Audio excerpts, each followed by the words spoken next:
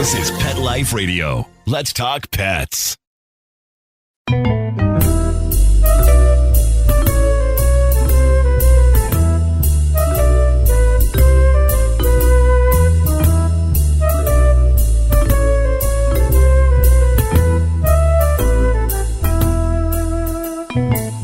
Hello, cat lovers! This is Michelle Fern, your host on Cattitude. So what's better than having tons of cats? Reading about cats, cat books, right? I love reading. My next guest is an author, and I love speaking with authors and finding out, why they wrote what they wrote, what was their objective and passion toward the book. I love that. So I can't wait to share with you two of my favorite things, cats and books. We'll be right back. Take a bite out of your competition. Advertise your business with an ad in Pet Life Radio podcasts and radio shows. There is no other pet-related media that is as large and reaches more pet parents and pet lovers than Pet Life Radio. With over 7 million monthly listeners, Pet Life Radio podcasts are available on all major podcast platforms, and our live radio stream goes out to over 250 million subscribers on iHeartRadio, Odyssey, TuneIn, Stitcher, and other streaming apps. For more information on how you can advertise on the #1 pet podcast and radio network, visit PetLifeRadio.com/advertise today. Let's Talk Pets on PetLifeRadio.com.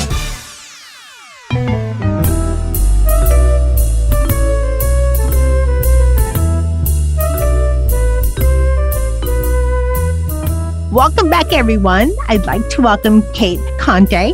She is the author of the Cat Café Mystery Series, and her new book, I hope I get this right, Cate, it's Gone But Not Furgotten. That's right. Okay, great. So tell us about, you have a cat mystery series, or Cat Café Mystery Series, I should say. What made you decide to use this setting for your book series? And I know this new book is number 6. So you've already written quite a few. How did the idea for the Cat Cafe come about? Thank you so much, Michelle, for having me. This is really fun to be here to talk about the books. So the Cat Café series was really kind of an evolution. When I first started talking about the series with my agent and my publisher at the time, it started out very differently.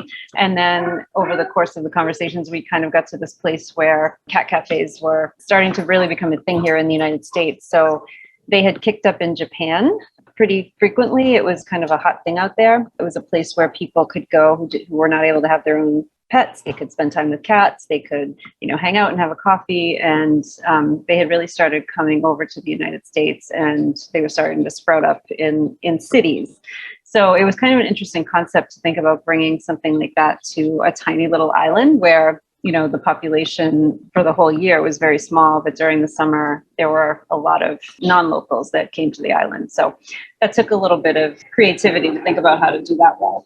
How long have you been writing the Cat Cafe Mysteries? So I think, I believe I started writing them in 2014.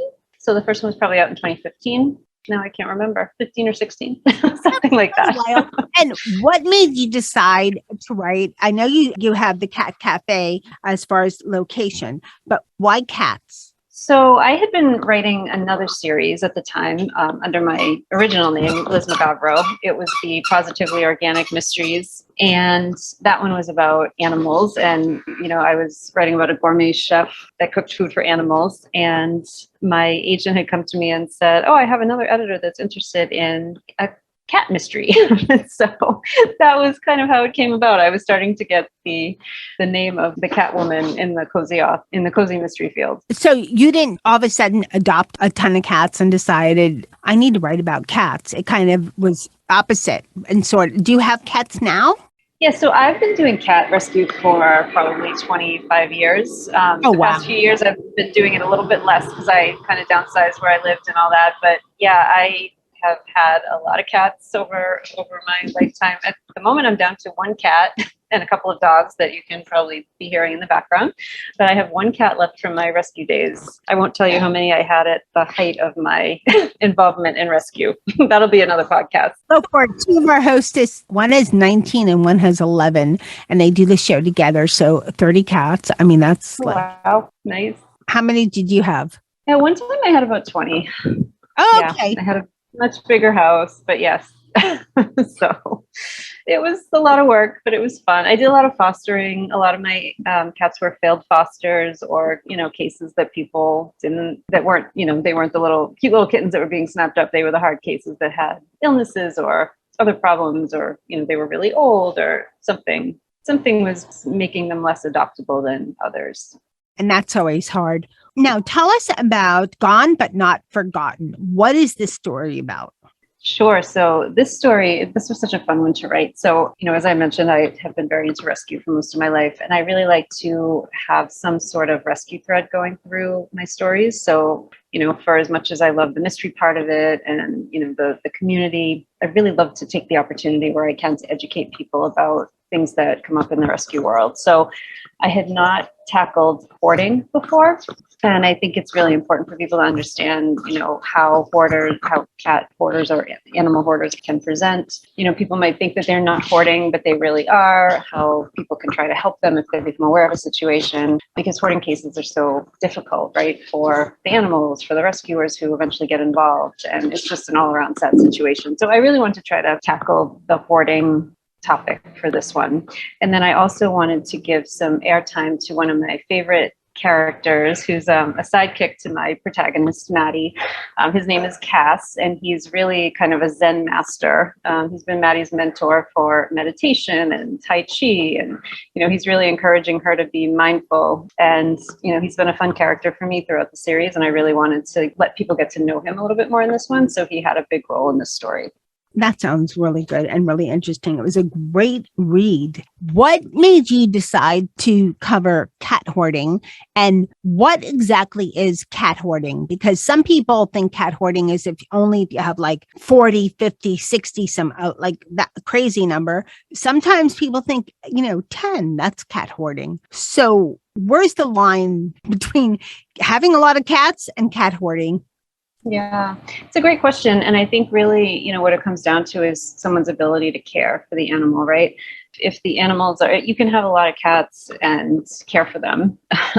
You can be getting them vet care, you can be feeding them good food. They can be, indoor only and, not running around unspayed and unneutered. Or you can have less cats than anyone else, but just not take care of them. They can be reproducing, they can be ill, right? So it's really the level of care that's being provided. Is the home clean? Are the cats, do they have a place where they can find their litter box and it's not filthy, right? Like, so all of those things play into what's hoarding and what's just having a lot of cats. And I had come across a person during my rescue days who did not think they were a cat hoarder, but unfortunately when I had encountered their home, it became really apparent that they kind of were. And so that really stuck in my mind. And it's not someone that anyone would have ever thought was a hoarder, but the condition of the house just kind of told me otherwise. And so I really, that image has stuck with me for years. And I really wanted, that was really the basis for the book. That is interesting. And I like how you defined it, because a lot of us, when we hear cat hoarding, think of something crazy that we probably have seen on the news where someone has, 40 cats and they're in a tiny place and there's all of this. But you can have 6. And if they're taking over your house, if you're not taking care of the litter, on a constant basis, if you're not feeding them well, there's all kinds of ways to define it. So I liked your definition. We're going to take a short break. We'll be right back. Molly, here's your dinner. Zeus, that's not your food. Don't let that happen to your precious cat. Elevate your cat's eating experience with the Cat Tree Tray. The Cat Tree Tray keeps your cat's food off the floor and conveniently located on the cat tree. It's the perfect way to eat. It's a beautiful wrought iron tray that easily attaches to your cat tree and keeps dogs and other critters out of your cat's dish. A must for multi-pet households. There's a 6-inch tray for large bowls and a 4-inch tray for smaller bowls. Purchase your Cat Tree Tray today. Go right now to cattreetray.com. That's cattreetray.com. CATTREETRAY.com. Let's talk pets Let's talk pets on Pet Life Radio. Pet Life Radio. PetLifeRadio.com.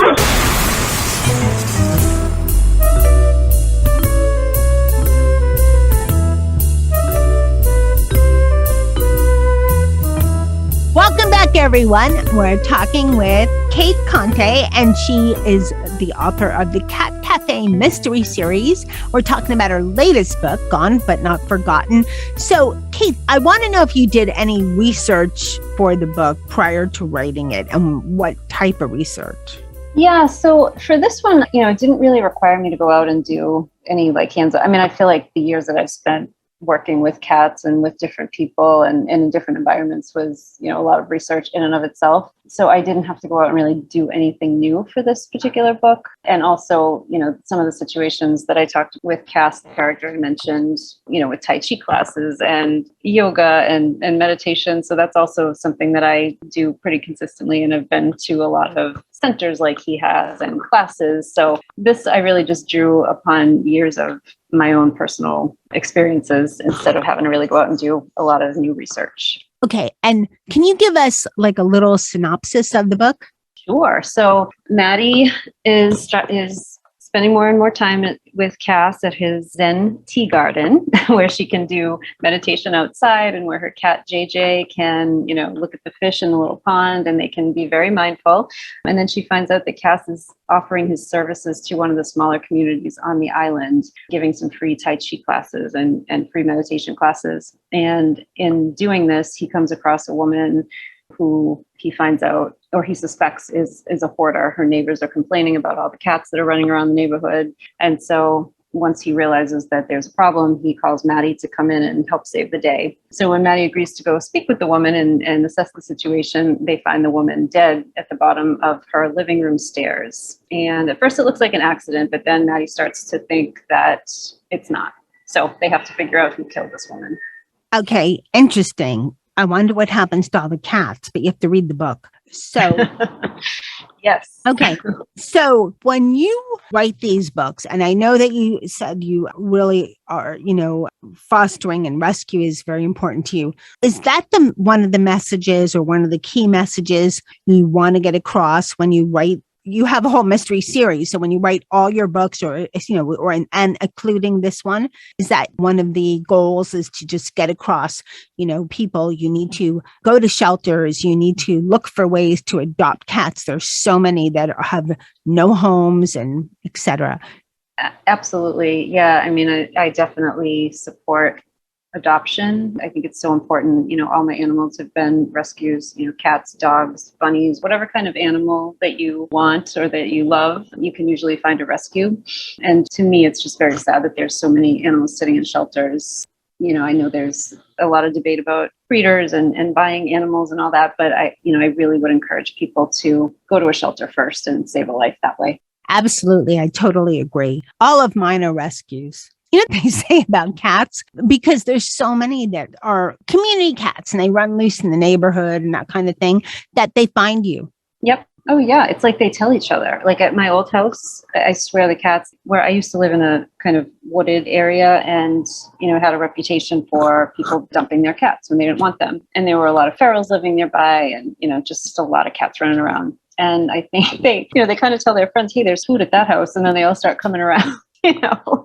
Yeah, they have this thing, I'm in the suburbs, but still I moved and a couple of cats came with the house. And then she was pregnant and a couple more cats came with the house. And, we got her fixed. So there was only 2 pregnancies and fixing is not always easy. Do you ever put I know you said you're down to 1 cat, but do you ever put your cat's antics into your books? Oh, totally. So Maddie's sidekick cat in the Cat Café series is JJ, Junkyard Johnny, and he's based on a cat that I had who was also named Junkyard Johnny. He was a shelter rescue someone, picked them up from a junkyard up in New Hampshire. So in my first series, my Maine Coon cat and my Schnoodle, my dog, were both series regulars. So yes, I definitely incorporate my current and past animals into my books for sure. What do you think your next book is going to be about? So I'm actually working on a plot for book 7 as we speak. And this one's going to be based around Halloween time. So it's going to be really fun. I can't say much more than that because I don't have it all nailed down yet. But it's, I haven't done a Halloween book in this series yet. I'm really excited about it. Halloween's like my favorite time of the year. So I'm really excited to see what we can do with that for the next book. Oh, there's Halloween stuff out now and it's July. So I know. It's crazy. I saw some stuff in retail world, even in June. So I don't know. But I've had a lot of shows about cats and Halloween because, the black cats have this stigma and there's all kinds of craziness around black cats that are so untrue. But I have a feeling you know all about that. And I'm sure that some of that will make its way into your book. Absolutely. You've written a couple of series. So besides the Cat Café Mystery Series, what are some of the other series that you've written? Sure. So as I mentioned, as Liz McGavro, I wrote the Positively Organic Mysteries. There's 7 books in that series. And then also as Cate Conte, I write the Full Moon Mysteries. So there's 2 books out at the moment, and the 3rd will be out next March. And that also has cats, black ones and orange ones. Always about cats. This is not quite a cat question. How do you discipline yourself to write and you have so many books out? 1 a year is a lot. Yeah. And I mean, sometimes it's more, it's usually 2 a year that have been coming out. Okay. So I'm even more impressed. Yeah, it's been a crazy schedule. Time management is something that I don't know that I will ever conquer fully, but it's something I've been working on for a really long time because in addition, I work as well. So I still work during the day. I do a lot of other things. So usually what I try to do is get up early and get my word count in for the day before I do anything else, because the morning is really when I'm most fresh and when I can come to the page, with the best ideas. And so I find if I can get it done, take even just a half hour in the morning, at least that way, if I can't get back to it later, I'll feel like I have accomplished something for the day. And if you do something consistently every day, eventually you're going to have a book. And that's how you do it. Well, where can people find more information about your books? Sure. I'm at cateconte.com. That's CATECONTE.com. And I'm on social as both Cate Conte and Liz McGavro. Okay. Hey, thank you so much for coming on Cattitude and sharing all this great information about your new book, Gone But Not Furgotten. So I encourage all of you, if you're readers and, if you're cat people, I think cat people are more like reader people. They like to read more than I think the dog people. Just my mind. Anyway, so check out Cate Conte, Gone But Not Furgotten. Cate, thank you so much for coming on Cattitude. I wish you a ton of success. I can't wait to hear about book 7. Thank you so much for having me, Michelle. This was so much fun. Well, if you love reading and you love cats, be sure to check out Cate Conte's book series, The Cat Café Mysteries, and her new book, Gone But Not Furgotten. I want to thank my cats. They were calm enough and let me have enough time to read her book, which I really loved. And so thank you, Molly and Charlotte and Dennis. And of course, thanks always to Jethro and Sammy. Thanks to everyone listening to Cattitude. I so appreciate you listening to Cattitude. Thanks to my guest, Cate Conte, for coming on Cattitude. And a huge thank you to Mark Winter for making me and my guest sound amazing. Now remember, lose the attitude, have Cattitude. Let's Talk Pets, every week on demand, only on PetLifeRadio.com.